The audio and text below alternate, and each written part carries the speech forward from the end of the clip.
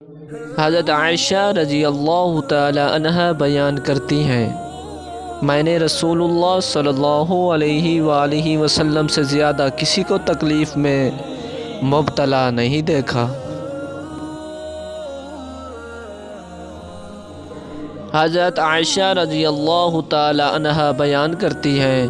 نبی صلی اللہ علیہ وآلہ وسلم نے وفات پائی تو آپ کا سر مبارک میری تھوڑی اور سینے کے درمیان تھا،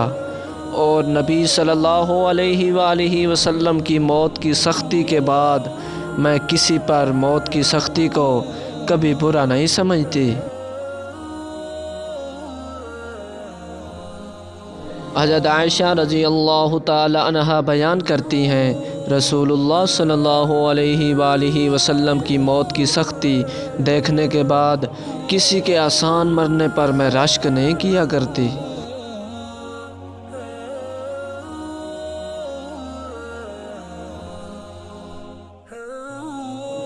حضرت عائشہ رضی اللہ تعالی عنہ بیان کرتی ہیں،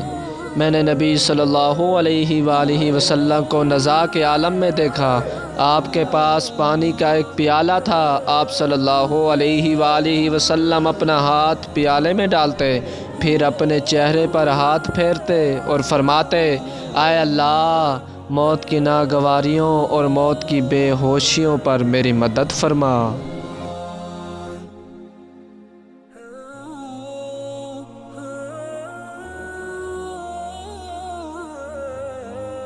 حضرت عبداللہ بن عمر رضی اللہ تعالی عنہ بیان کرتے ہیں، رسول اللہ صلی اللہ علیہ وآلہ وسلم نے فرمایا، جب بندہ اچھے انداز میں عبادت کرتا ہے اور پھر وہ بیمار ہو جاتا ہے تو اس پر مقرر کیے ہوئے فرشتے سے کہا جاتا ہے، اس کے عمل ویسے ہی لکھتے جاؤ جیسے یہ حالت صحت میں عمل کیا کرتا تھا۔